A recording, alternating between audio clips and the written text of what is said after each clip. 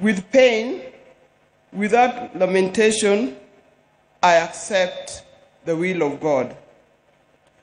I want to thank the President of the Republic of Kenya, His Excellency, Dr. William Samoei Ruto, and the government for going out to accord my husband, our father, Right Honorable Odinga, such a dignified send-off. Indeed, in this part of the world, we've never seen something like this. We've never seen a dignified send-off like what we see here in Bondo. Mr. President, thank you very much for according Raila this kind of send-off. Mr. President, my family is grateful to you for being a man of his word and a man who stands with friends after committing yourself to do so. Thank you. I want to thank the leaders of Kenya. I was looking around and said, whose name do I mention? But all of you have been very close to Raila. When I look back, I see people who are very close to Raila as friends and colleagues in the life of Kenya. I want to thank specifically former President Uhuru Kenyatta. He's a true friend. He stood by us.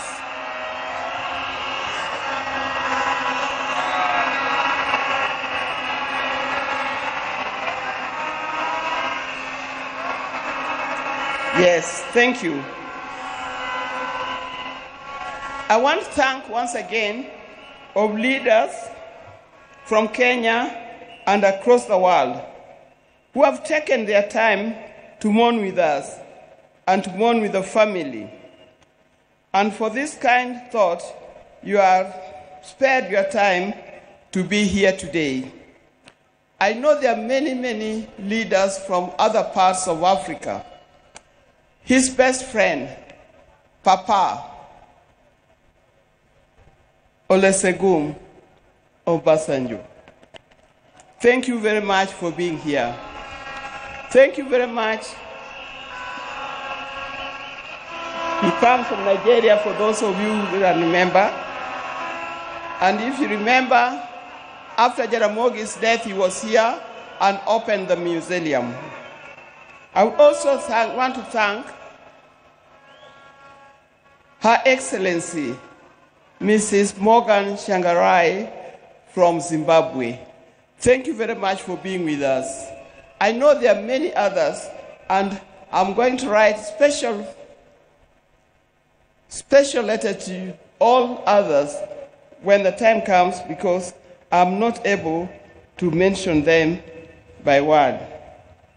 Your words, your letters, your social media posts has gone a long way in lessening our pain and lifting our spirits. Thank you very much for that. Raila has been my husband for the last 52 years. Many of you who are here are younger than 52 years. You could easily have been our children. Like all the couples and families, we also had our ups and downs. But we've learned one thing, and that is we must talk straight to one another. We must forgive and move on.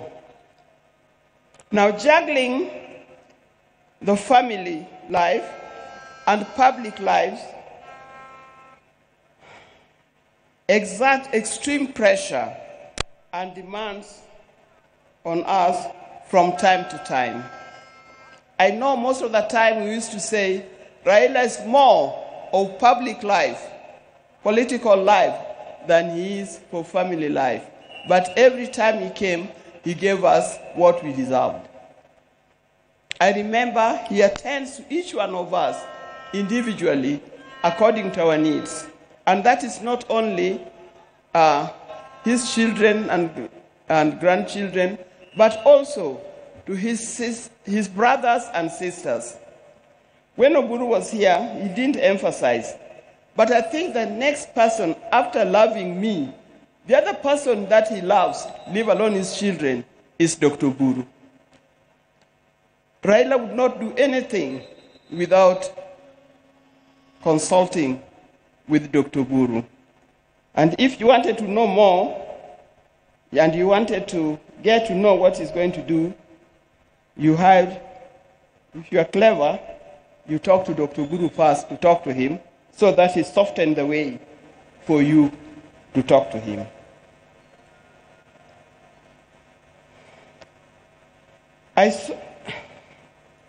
Through all this, what remained unchanged was our commitment to each other.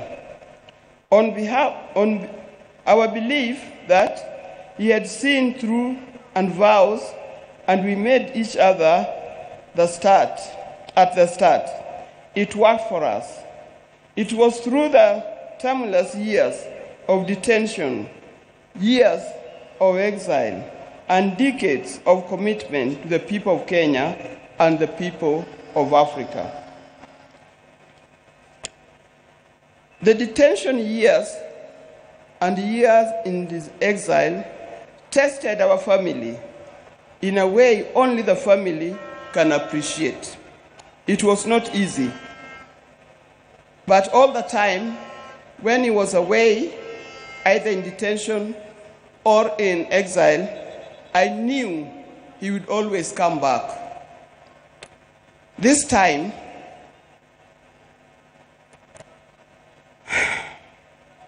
I'll have to join him wherever he has gone, because he'll never come back. But the spirit lives on.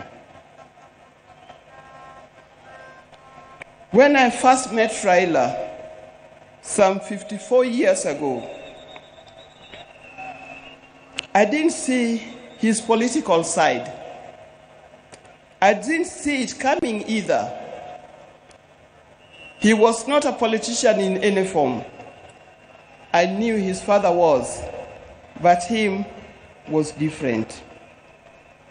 And with my friends, then I was at the University of Nairobi, we were young, idealistic ladies who swore not to marry. We swore to marry calm, professional men, not those who give to the loudness of politics. I swore we had no time for the people who are doing political science, the lawyers, and so forth. We didn't know what was coming.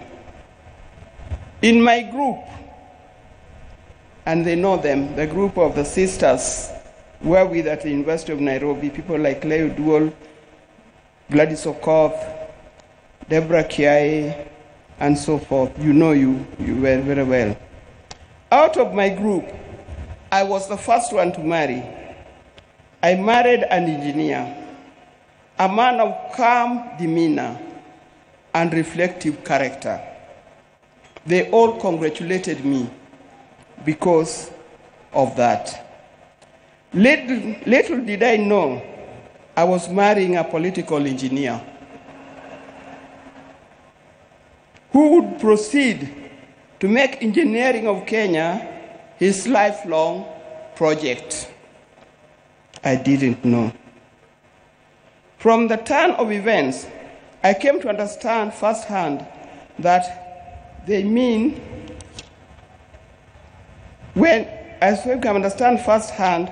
the meaning of still waters runs deep.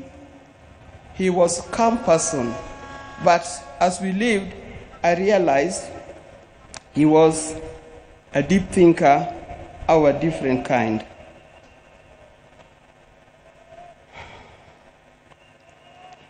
From this turn of events, I come to understand firsthand that Raila was not just an ordinary engineer, but a political engineer. I evolved, adapted, and handled challenges that came my way, courtesy of being Raila Odinga's wife. And those challenges were many. I know if you are to ask the spouses of these politicians down here, they'll tell you the challenges are many and not easy to cope with. I learned that if you're a spouse or politician, inherit his friends, but don't inherit his enemies. Why do I say this? Because you'll be standing there, you'll be sitting there at home, thinking so-and-so is an enemy of my friend, my husband, because he belongs to a different political party or he comes from a different area. I tell you, you will be wrong. Don't inherit in his enemies, because tomorrow you'll find that those people that you thought were his enemies are his best friends, and you'll be left out. Be careful when you are handling his friends. Inherit his friends, but his enemies, let him deal with them the way he made them.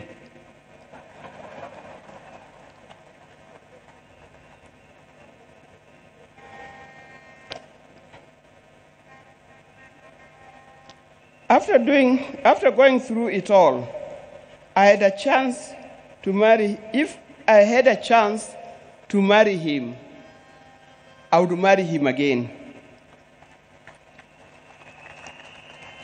I would be happy to do it. But this time, I would marry him knowing I'm marrying a politician, not just an engineer only.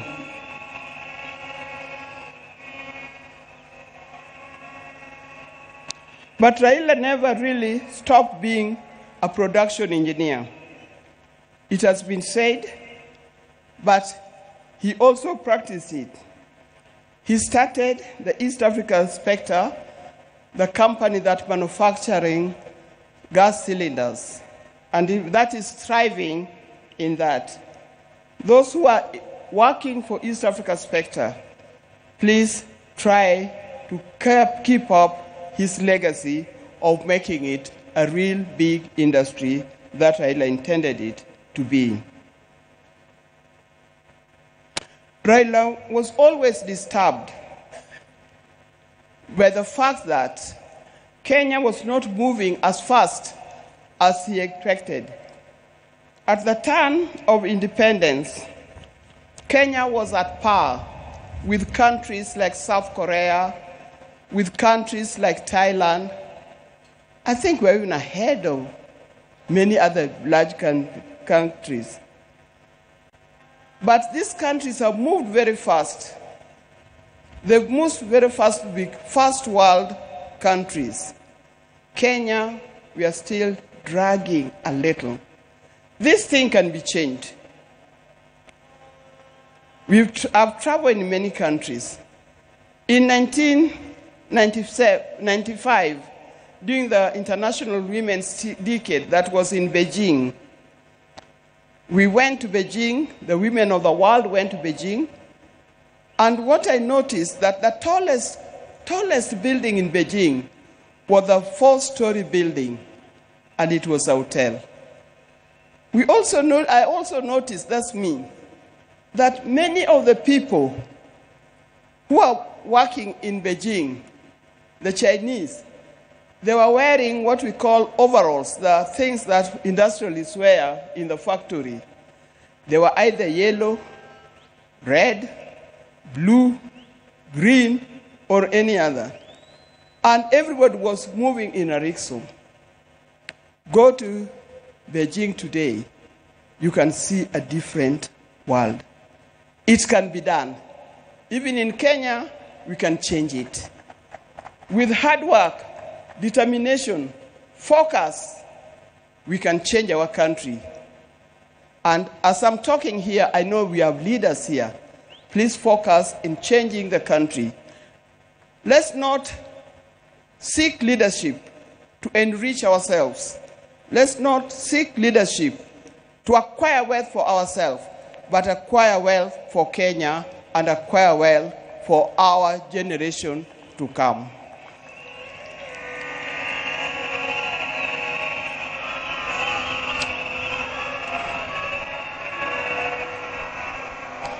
In the name of Raila, I appeal that we focus on national wealth instead of personal wealth. I appeal that we work on quality education, education that will lead us to be people that God made us to be. I appeal that we have our nation in order, correct our health institutions so that it gives us the kind of life that we need to live. There are many others. Dear Kenyans, today I surrender Raila to friends, family, and patriots who went ahead of him. I surrender Raila to eternity, and I surrender Raila to all the ages. I know he's comfortable where he is. I know he deserves to be in the company where he is. And I pray that when my time comes, I'll join him there in heaven realms. Fare thee well, my dear husband. Fare thee well, father of our children. Fare you well, the friends of many. If you were to start again, I would be there with you. Thank you, and may God bless you all for being here.